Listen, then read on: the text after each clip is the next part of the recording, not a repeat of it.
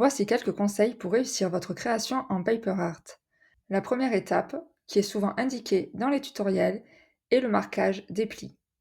C'est très simple, comme vous le voyez, des lignes apparaissent sur le morceau de papier. Ce sont les plis qui ont été dessinés à la machine. Il vous suffit donc de plier tout simplement la feuille pour marquer celui-ci et donc donner au papier les esquisses de sa future forme. Vous pouvez vous en passer, mais elle est vraiment une super alliée, la pince en bois. Si vous n'en avez pas et que les formes sont assez grandes, vous pouvez aussi utiliser des pinces à linge, mais la taille de celle-ci vous limitera. La pince en bois vous permet donc de faire tenir votre collage le temps que cela sèche et remplace donc la pince du pouce et de l'index. Quelle colle utiliser?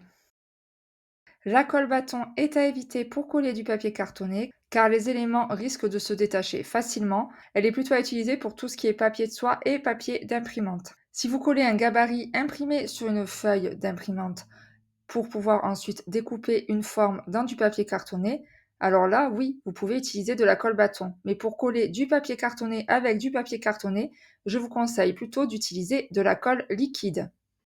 Deux choix s'offrent alors à vous. Pour les enfants, il y a bien sûr de la colle liquide pour enfants qui est conseillée en raison de sa composition. Son avantage est qu'elle ne sèche pas trop rapidement, ce qui permet de repositionner en cas d'erreur. Mais d'un autre côté, cela demandera un peu plus de patience à votre enfant, le temps que la colle sèche, d'où l'utilisation des petites pinces. Pour les adultes, utilisez de la colle liquide en tube. La colle sans solvant avec le bouchon bleu colle un peu moins rapidement que la colle avec solvant qui, elle, a un bouchon vert. Il ne suffit pas d'avoir la bonne colle, il faut aussi savoir l'appliquer correctement. Pour les enfants, le pinceau est idéal pour éviter d'appuyer trop fortement sur le tube et d'avoir un gros volume de colle qui sort sur le papier. Vous pouvez utiliser un pot déjà fourni avec un pinceau ou bien verser de la colle liquide dans par exemple un bouchon de lait ou n'importe quel contenant et lui donner un pinceau. Par contre, il faut bien qu'il essuie son pinceau à chaque fois pour éviter de mettre trop de colle sur le papier, sans quoi le papier va gondoler, peut se déchirer et glisser, ce qui au final empêche les deux parties de papier de coller entre elles.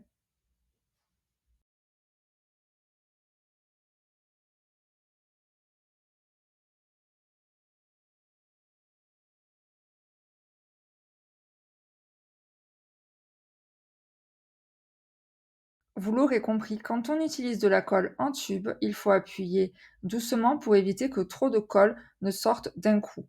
Ce que je vous conseille, c'est d'utiliser un petit morceau de papier cartonné, de préférence de la même couleur que le papier que vous utilisez, ou d'une couleur plus claire pour éviter les effets de décoloration.